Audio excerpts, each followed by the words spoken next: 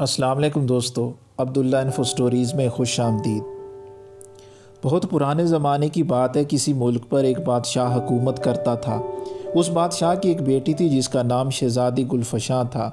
شہزادی گلفشاں اپنی خوبصورتی، خوش اخلاقی اور عقل مندی کی وجہ سے دور دور تک مشہور تھی، اور کئی ملکوں کے شہزادے اس سے شادی کے خواہش مند تھے، مگر بادشاہ ان شہزادوں کی طرف سے آنے والے ہر رشتے کو نامنظور کر دیا کرتا تھا۔ یہ بات نہیں تھی کہ وہ شہزادے خوبصورتی یا بہادری میں کسی سے کم تھے۔ بادشاہ کے پاس ان رشتوں سے انکار کی صرف ایک ہی وجہ تھی۔ شہزادی گلفشاں چونکہ اس کی اکلوتی بیٹی تھی اور وہ اسے بہت پیار کرتا تھا، اس لیے وہ نہیں چاہتا تھا کہ اس کی لاڈلی بیٹی کی شادی کسی دور دراز کے ملک کے شہزادے سے ہو جائے اور وہ اس سے جدا ہو کر دور چلی جائے۔ بادشاہ نے دل میں سوچ رکھا تھا کہ اس کی شادی اپنے ملک ہی کسی اچھے سے نوجوان سے کر دے گا اور اس کا محل اپنے محل کے برابر میں بنوا دے گا تاکہ وہ دونوں اس میں رہ سکیں۔ اس مقصد کے لیے اس نے نہایت ماہر معماروں سے محل کی تعمیر بھی شروع کروا دی تھی۔ بادشاہ اپنی ملکہ سے بھی بہت محبت کرتا تھا۔ ویسے تو وہ ہر لحاظ سے ایک بہترین حکمران تھا، حکومت کے امور میں بہت دلچسپی لیتا تھا اور اپنی عوام کی فلاح و بہبود کے لیے دن رات کوشاں رہتا تھا، مگر اس کی ضد نے سب کو پریشان کر دیا تھا کہ وہ شہزادی کی شادی کسی دور دراز ملک کے شہزادے سے نہیں کرے گا۔ ملکہ اس کو لاکھ سمجھاتی کہ لڑکیاں تو پرائی ہوتی ہیں، ایک روز ان کو اپنے گھر جانا ہی پڑتا ہے، مگر بادشاہ کے کان پر جوں تک نہ رینگتی تھی۔ ایک روز جب اس موضوع پر بات ہو رہی تھی تو ملکہ نے بادشاہ کو اپنی مثال دی کہ وہ 7 سمندر پار ایک ملک کی شہزادی تھی، مگر بادشاہ سے شادی کر کے اسے بھی اپنے ماں باپ کو چھوڑ کر آنا پڑ گیا تھا۔ بادشاہ اس بات پر قائل تو تھا، مسکرا کر بولا، ملکہ اگر آپ کے ابا بھی آپ سے اتنی محبت کرتے جتنی کہ ہم شہزادی گلفشاں سے کرتے ہیں تو وہ بھی آپ کو بیاہ کر اتنی دور نہیں بھیجتے۔ ملکہ نے یہ بات سنی تو منہ پھلا کر بولی، جہاں پناہ، آپ کو پتہ ہے میرے ابا حضور میرے بغیر کھانا بھی نہیں کھاتے تھے، میں ایک پل کے لیے بھی ان کی نظروں سے اوجھل ہوتی تو وہ بے چین ہو جاتے تھے۔ بادشاہ کو احساس ہو گیا تھا کہ اس کے منہ سے ایک نامناسب بات نکل گئی ہے جس سے ملکہ کی دل آزاری ہوئی ہے۔ اس نے کہا، پیاری ملکہ، ہم معافی چاہتے ہیں، ہم نے مذاق کی مذاق میں غلط بات کہہ دی تھی، ورنہ حقیقت تو یہ کہ تمام باپ اپنی بیٹیوں سے یکساں محبت کرتے ہیں۔ ملکہ نے بادشاہ کی شرمندگی محسوس کر کے نرمی سے کہا، میرا خیال ہے کہ ہماری شہزادی ملک فارس کے شہزادے احمر کو پسند کرتی ہے۔ آپ کو یاد ہے نا، وہ اپنے ماں باپ کے ساتھ تھوڑے دن پہلے ہمارے ملک میں آیا تھا۔ دونوں حالانکہ چند روز ہی ایک ساتھ رہے تھے، مگر اتنے کم عرصے میں ہی آپس میں کافی گھل مل گئے تھے۔ اس کی ماں نے شہزادی کا رشتہ بھی مانگا تھا، مگر آپ نے کہہ دیا تھا کہ سوچ کر جواب دیں گے۔ میرا تو خیال ہے کہ آپ ہاں ہی کر دیجئے، شہزادہ احمر ہماری بیٹی کو بہت خوش رکھے گا۔ بادشاہ نے ملکہ کی بات کا جواب تو نہیں دیا، صرف اتنا کہہ کر اٹھ کھڑا ہوا، ملکہ تم اس سلسلے میں جلد ہی خوشخبری سنو گی۔ یہ کہہ کر بادشاہ تو کمرے سے نکل گیا اور ملکہ تھک سے رہ گئی کہ جانے بادشاہ کیا کرنے والا ہے۔ بادشاہ کا ایک وزیر بھی تھا، بہت عقل مند، وفادار اور بادشاہ کا جانثار۔ وزیر کا ایک بیٹا بھی تھا اور اس کا نام شہریار تھا۔ وہ تلوار بازی، تیر اندازی اور نیزہ بازی میں یکتا تھا۔ صورت شکل اس کی ایسی تھی کہ جو دیکھے دیکھتا رہ جائے۔ شہزادی گلفشاں اور شہریار کا بچپن ایک ساتھ ہی گزرا تھا۔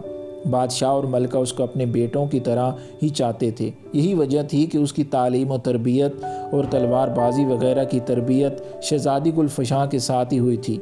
وہ دونوں ایک دوسرے سے بہت مانوس تھے اور ایک دوسرے کے دکھ سکھ کے ساتھی تھے۔ گرمیوں کی ایک دوپہر تھی، کھانا کھانے کے بعد سب لوگ اپنے اپنے کمروں میں آرام کر رہے تھے۔ زیادہ دیر نہیں گزری تھی کہ کنیز بھاگتی ہوئی ملکہ کے پاس آئی اور گھبرائے ہوئے لہجے میں کہا، ملکہ عالیہ، جلدی سے آئیے، شہزادی صاحبہ کی طبیعت خراب ہو گئی ہے۔ کنیز کی بات سن کر ملکہ گھبرا گئی اور دوڑ کر شہزادی کے کمرے میں آئی۔ اس نے دیکھا شہزادی گلفشاں آنکھیں بند کیے اپنے بستر پر لیٹی ہوئی ہے، ایسا معلوم دیتا تھا جیسے ہی وہ بے خبر سو رہی ہے۔ ملکہ نے غصیلی نظروں سے کنیز کی طرف دیکھا اور بولی، شہزادی تو سو رہی ہے، تم کہہ رہی ہو کہ اس کی طبیعت خراب ہو گئی ہے۔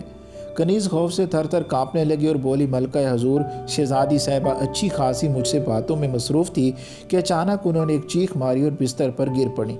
میں نے انہیں بہت آوازیں دی مگر انہوں نے کوئی جواب نہیں دیا۔ یہ بات سن کر ملکہ کو بھی تشویش ہوئی۔ اس نے پہلے تو شہزادی کو ہلا جلا کر اٹھانے کی کوشش کی، پھر جب کوئی کامیابی نہ ہوئی تو اس نے بادشاہ کو اطلاع کروائی۔ شہزادی کی خراب طبیعت کے بارے میں سن کر بادشاہ کے تو ہاتھوں کے طوطے اڑ گئے۔ وہ بھاگا بھاگا آیا اور محل کے تمام طبیبوں کو طلب کر لیا۔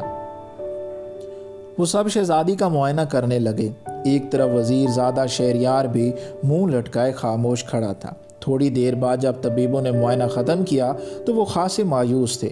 انہوں نے بادشاہ کو بتا دیا کہ شہزادی کا مرض ان کی سمجھ سے بالاتر ہے۔ یہ سن کر بادشاہ کے چہرے کا رنگ اڑ گیا اور وہ سر پکڑ کر بیٹھ گیا۔ یہ خبر جنگل کی آگ کی طرح پورے ملک میں پھیل گئی تھی۔ بادشاہ نے اسی وقت ملک کے دوسرے حکیموں اور طبیبوں کو بھی طلب کر لی اور شہزادی کو دکھایا گیا، مگر بے سود۔ شہزادی کا مرض کسی کی بھی سمجھ میں نہیں آیا تھا اور وہ بدستور اپنے بستر پر بے سود سوتی رہی۔ اسی پریشانی میں شام ہو گئی۔ اگلے روز مایوس ہو کر بادشاہ نے یہ اعلان کروا دیا کہ جو بھی شہزادی کو نیند سے بیدار کرے گا، شہزادی کی شادی اس سے کر دی جائے گی۔ اس اعلان کو سن کر کوئی بھی حاضر نہیں ہوا۔ سب لوگ یہی سوچ رہے تھے کہ جب بڑے بڑے حکیم اور طبیب اس سلسلہ میں کچھ نہیں کر سکے تو وہ کیا کر لیں گے۔ اس صورتحال سے بادشاہ اور ملکہ سخت پریشان تھے۔ ان کی مایوسی بڑھتی جا رہی تھی کہ ایسے میں ایک چوبدار نے آ کر اطلاع دی کہ ملک فارس کا شہزادہ احمر آیا ہے اور شہزادی کے علاج کے سلسلہ میں بادشاہ سے ملنا چاہتا ہے۔ نا امید بادشاہ کی امید ابھی باقی تھی۔ اس نے شہزادے احمر کو فوراً ہی اپنے کمرے میں طلب کر لیا۔ محل کے پہرہ دار اس کو لے کر حاضر ہو گئے۔ بادشاہ اس سے پہلے بھی ملا ہوا تھا۔ چند روز قبل وہ اپنے ماں باپ کے ساتھ اس کے محل میں آیا تھا۔ شہزادہ احمر نے جھک کر بڑے ادب سے بادشاہ کو سلام کیا اور بولا، جہاں پناہ، میں اپنے ساتھیوں کے ساتھ شکار پر نکلا ہوا تھا۔ منادی کروانے والے سے سنا کہ شہزادی صاحبہ نیند سے نہیں جاگ رہی۔ میرا خیال ہے کہ ان کی بیماری کا علاج میرے پاس ہے، اس لیے آپ کی خدمت میں حاضر ہو گیا ہوں۔ اس کی گفتگو کرنے کے انداز اور وجاہت نے بادشاہ کو بہت متاثر کیا تھا۔ اس نے دل میں سوچا کہ اگر اس خوبرو شہزادے نے اس کی بیٹی کو ٹھیک کر دیا تو وہ ضرور اس سے اس کی شادی کر دے گا۔ پھر بھی اس نے اپنی تسلی کے لیے ایک سوال کیا، تم تو ایک شہزادے ہو، حکمت کے کاموں سے تمہارا کیا واسطہ ہے؟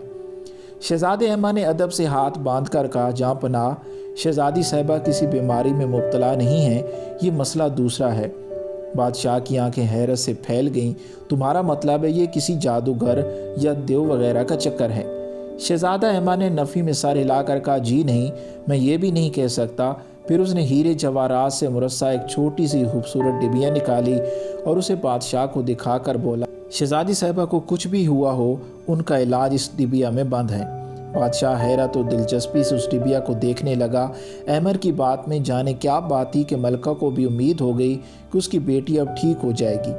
وزیر زادہ شہریار بھی وہیں تھا اور بڑی دلچسپی سے شہزادے کی باتیں سن رہا تھا اور اس کے ہونٹوں پر ایک دوستانہ مسکراہٹ تھی۔ اس کے بعد بادشاہ اور سب لوگ اس کمرے میں آئے جہاں شہزادی محو خواب تھی۔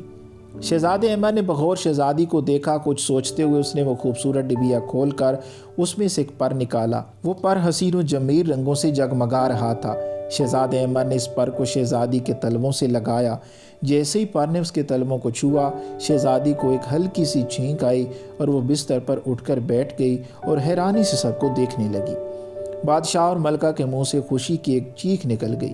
بادشاہ نے جلدی سے آگے بڑھ کر شہزادی کو گلے سے لگا لیا۔ شہزادی گھبرائی ہوئی سی لگ رہی تھی۔ ابا حضور، مجھے کیا ہو گیا تھا؟ اس نے پوچھا۔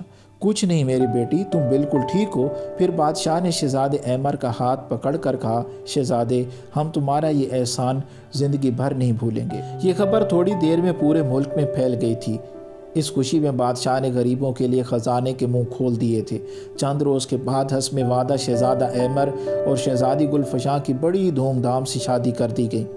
رخصتی کے وقت شہزادی بادشاہ کے سینے سے لگ کر رونے لگی تو بادشاہ نے شفقت سے اس کے سر پر ہاتھ پھیر کر کہا، بیٹی، ہم غلطی پر تھے۔ ہر لڑکی کو ایک نہ ایک روز اپنے گھر جانا پڑتا ہے۔ یہ ہماری خوش قسمتی ہے کہ تمہاری شادی احمر جیسے خوبصورت اور ذہین شہزادے سے ہوئی ہے۔ ملکہ شہزادی کی جدائی سے رنجیدہ تو تھی، مگر اس بات پر خوش بھی تھی کہ بادشاہ نے شہزادی کی شادی کے سلسلے میں اپنی ضد چھوڑ دی تھی۔ اس نے بھی شہزادی کو گلے سے لگا کر دعائیں دی۔ اس موقع پر سارے وزیر، مشیر اور دوسرے ملازمین وہاں جمع تھے۔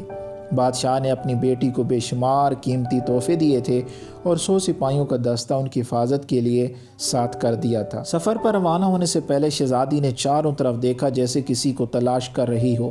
جلدی اس کی نگاہ وزیر زادے شہریار پر پڑی۔ وہ ایک کونے میں سر جھکائے اداس کھڑا تھا۔ شہزادی دوڑ کر اس کے قریب پہنچی اور اس کے دونوں ہاتھ پکڑ کر بولی، شہریار بھائی، اگر آپ یہ سب کچھ نہ کرتے تو میری شادی کبھی بھی شہزادہ احمر سے نہیں ہوتی۔ آپ نے اتنی اچھی ترکیب بتائی تھی کہ ابا حضور اپنی شرط سے دستبردار ہونے پر مجبور ہو گئے تھے۔ شہریار مسکرا کر بولا، میں نے بہت ساری کہانیوں میں سن رکھا تھا کہ کوئی شہزادی جب کسی بڑی مصیبت میں پھنس جاتی تھی تو بادشاہ یہی اعلان کرواتا تھا کہ جو شہزادی کو اس مصیبت سے نجات دلائے گا اس کی شادی شہزادے سے کر دی جائے گی۔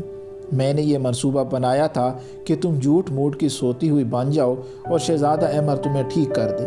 اس نے بھی بڑی مہارت سے اپنا کام کیا تھا۔ بادشاہ سلامت کو ذرا بھی شبہ نہیں ہو سکا تھا۔ اب تم سے یہی کہنا ہے کہ وہاں جا کر ہمیں بھول نہیں جانا۔ اس کی بات سن کر شہزادی نے اداسی سے کہا، میں ابا حضور کو، امی حضور کو اور شہریار بھائی آپ کو کیسے بھول سکتی ہوں؟ یہ کہتے ہوئے اس کی آنکھوں سے 2 آنسو لڑک گئے۔ شہزادہ احمر بھی ان کے قریب آ کر کھڑا ہو گیا تھا۔ شہریار خاموش ہوا تو اس نے کہا، شہریار تم ایک اچھے اور سچے دوست ہو۔ تم اگر وہ ترکیب نہ بتاتے اور میری شادی شہزادی سے نہ ہوتی تو میں خود سچ مچ کا سوتا شہزادہ بن گیا ہوتا۔ تمہارا یہ احسان میں زندگی بھر نہیں بھولوں گا۔ یہ کہہ کر اس نے شہریار کو گلے سے لگا لیا۔ شہریار نے شہزادی کے سر پر ہاتھ پھیرا اور پھر یہ قافلہ شہزادی کو لے کر پردیس روانہ ہو گیا۔ اس طرح کی اور ویڈیوز دیکھنے کے لیے ہمارے چینل عبداللہ انفو سٹوریز کو سبسکرائب کر کے ساتھ گھنٹی کے نشان کو دبا دیں تاکہ آپ کو ہماری نئی آنے والی ویڈیو کے متعلق اپڈیٹ ملتی رہے۔